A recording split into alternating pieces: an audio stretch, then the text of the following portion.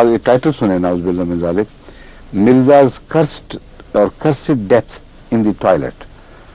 अब ये एहसान-ए-इलाही ज़हीर जो बड़े बदअंजाम को पहुंचा था, ऐसा बम से उड़ गया कि उसका कुछ पता न लगा क्या हुआ उसके साथ, पुर्जे उड़ गए थे उसकी बदबख्त की किताब है और अंजाम ही के साथ ताल्लुक था, उसका अपना अंजाम देख लीजिए क्या हुआ था। और वो झूठ दोहराया जा रहा है जिसका बार बार हम जवाब दे चुके हैं। उन्वान देखें, मिर्जाज cursed death in the toilet. अब ये cursed death in the toilet का किस्सा मैं पहले भी बयान कर चुका हूं कई दफा। वाकया ये है कि हजरत अक़दस मसीह मौऊद अलैहिस्सलाम का मौलवी सनाउल्लाह से एक मुनाजरा हुआ था। उस मुनाजरे में हजरत मसीह मौऊद अलैहिस्सलाम ने फरमाया कि हजरत मसीह अलैहिस्सलाम की बहुत बड़ी उम्र थी उस वक्त, और मौलवी सनाउल्लाह आजकल की उम्र का नौजवान, अब ये जुर्रत देखें और हैरत अंगेज ईमान देखें कि इस मुअम्मर उम्र के बुजुर्ग एक नौजवान को ये कहते हैं कि अगर तुम कहते हो कि मैं झूठा हूं तो मुबाला कर लो, और मैं कहता हूं कि सच्चे की जिंदगी में झूठा मारा जाएगा। मुबाले भी वो तैयार न हुए, हजार उज़र पेश करके जान छुड़ाई।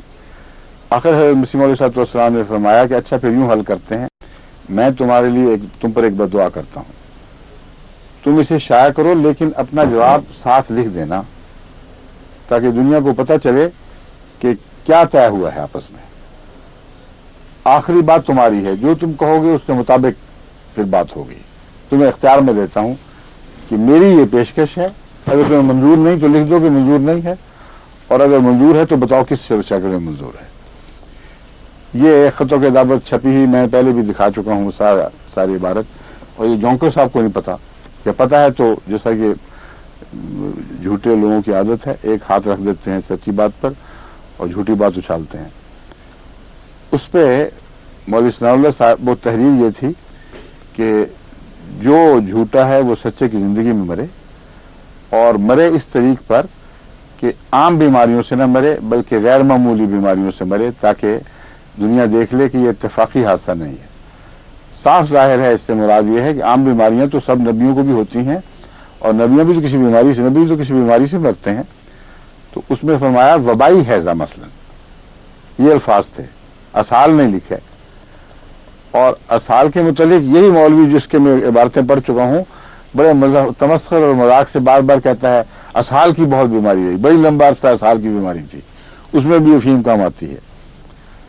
तो मैं ये बताना चाहता हूं कि असाल की बीमारी जिसको मुसलसल रही हो, पेशाब की बीमारी हो, वो उसका फर्ज था, जाहिर था कि ये जाहिर कर दे कि देखो ये बीमारियां आम तबी बीमारियां हैं, किसी ने मरना है, अगर मैं इससे भी इनसे वफात पा लूं तो ये मुबाले से ताल्लुक रखने वाली बात नहीं है।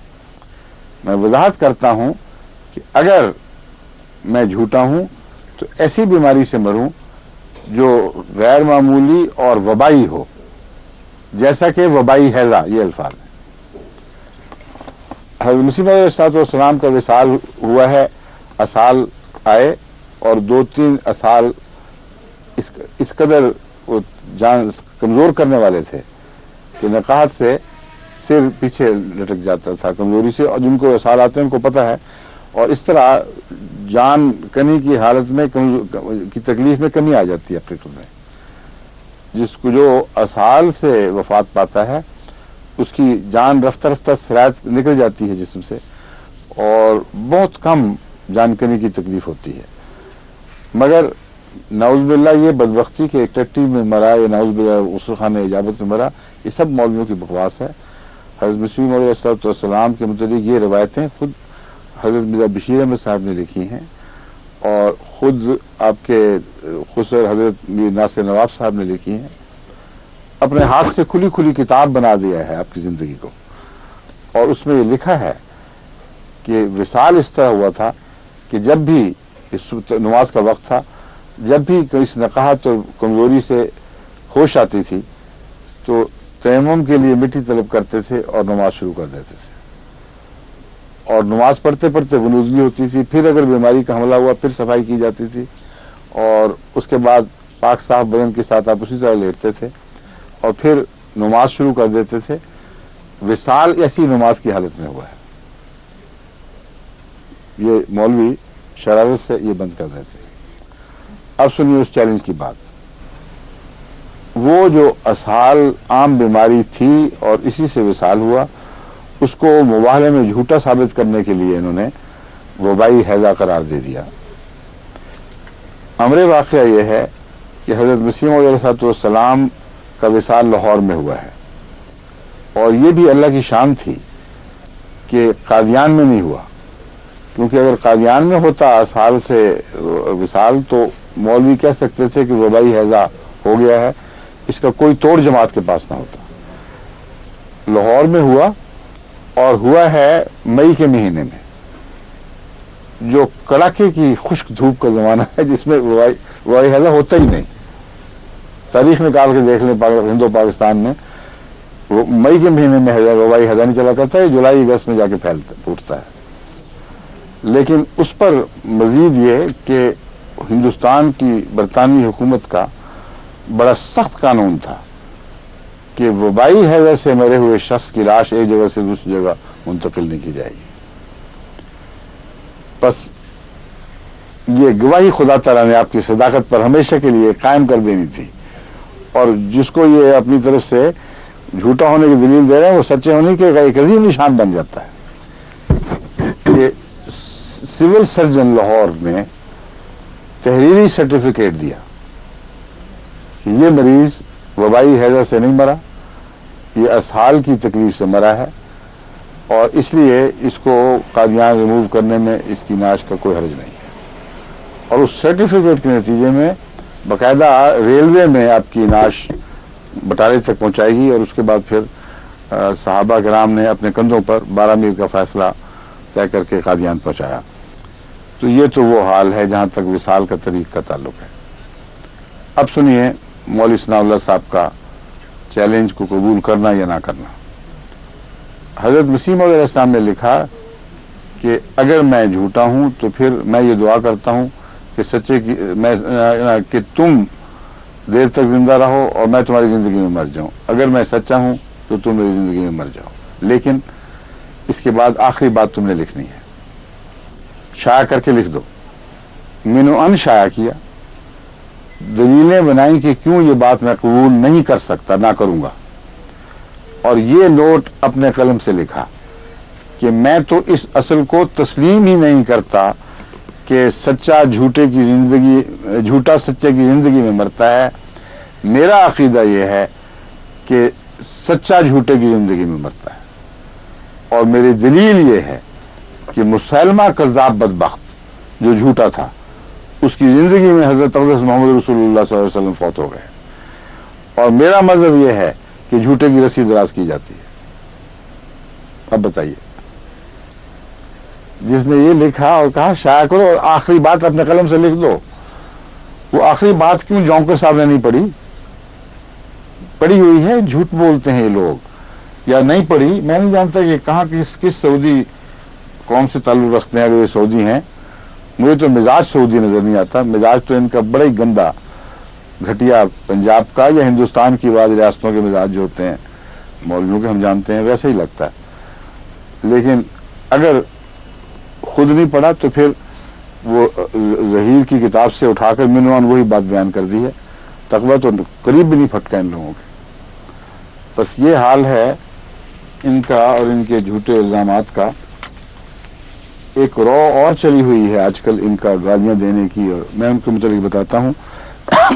حضرت مسیح موعود علیہ السلام کو جو لوگ گالیاں دیتے ہیں ان کو کوئی حیا نہیں ہے، کیونکہ حضرت مسیح موعود علیہ السلام کی ساری عمر حضرت اقدس محمد مصطفیٰ صلی اللہ علیہ وسلم کی مدح سرائی میں گزری ہے. اور ایسا کلام ہے آپ کا کہ روحیں وجد کر اٹھتی ہیں. بڑا ہی بد نصیب اور بدبخت انسان ہوگا جو مسیح موعود کو گالیاں دینے میں اپنے آپ کو اپنی زندگی ضائع اور باطل کر دے. تو یہ تو حضرت اقدس مسیح موعود علیہ السلام پر یہ گند بکنے والے لوگ جو ہیں ان کو میں بتاتا ہوں کہ حضرت مسیح موعود علیہ السلام کی ساری زندگی قرآن اور حضرت محمد مصطفیٰ صلی اللہ علیہ وسلم کے عشق میں اور اللہ تعالیٰ کی ہم سرائی میں صرف ہوئی ہے. جو خدا کی محبت میں آپ کے دل سے جو ابلتے ہوئے چشمے پھوٹے ہیں، وہ آپ کی نثر کے کلام میں بھی اور نظم کے کلام میں بھی ایک لاسانی مقام رکھتے ہیں۔ حضرت رسول اکرم صلی اللہ علیہ وسلم کی مدح میں جو آپ نے گیت گائے ہیں، جو تحریریں لکھی ہیں، جو عربی میں، فارسی میں، اردو میں، نظم و نثر میں جس بے حد والہانہ اور پاک محبت کا اظہار کیا ہے، اس کی کوئی مثال آپ دوسری دنیا میں کسی مذہب، کسی فرقے سے نکال کے دکھا نہیں سکتے۔ آج بھی یہ سارے شاعر سر جوڑ کے بیٹھیں تو اس کلام کا ثانی پیش نہیں کر سکتے جو حضرت مسیح علیہ السلام کے دل سے اللہ تعالیٰ کی تائید کے ساتھ حضرت صلی اللہ علیہ وسلم کے عشق میں پھوٹا ہے۔ اور پھر اردو میں بھی اور عربی میں بھی اور فارسی میں بھی، اور بعض جو تحریریں ہیں نظم و نثر کی، ان کو پڑھ کے غیر احمدی علماء نے اور غیر احمدی چوٹی کے اس زمانے کے مشاہیر نے حیرت انگیز وجد کا اظہار کیا۔ کہتے ہیں کہ یہ کلام ایسا ہے جس سے روح وجد میں آ جاتی ہے۔ ایسے شخص کے پیچھے تم گندی گالیاں لے کے پڑ گئے ہو، اسے نعوذ باللہ من ذالک گستاخ رسول قرار دیتے ہو، کوئی تقوی، کوئی خوف نہیں ہے۔ دراصل تم اس انجام سے بے خبر ہو جو پہلے انبیاء کے مخالفین کا انجام ہوا تھا، ان قرآن کریم کے حوالوں سے نابلد ہو۔ تمہیں علم ہی نہیں شاید کہ قرآن کریم اس طرز عمل کو کیا قرار دیتا ہے۔ اس لیے میں چند آیتیں آپ کے سامنے رکھ دیتا ہوں، آگے آپ کی مرضی ہے، استغفار کریں، توبہ کریں، جو اس انجام کو پہنچنے کا فیصلہ کر بیٹھے ہیں جو ایسے لوگوں کا ہوا کرتا ہے، تو پھر آپ کی مرضی۔ اس دنیا میں بھی آپ کے لیے ذلت و رسوائی لازم ہوگی، اور آخرت میں جو مقدر ہے وہ تو ہے ہی۔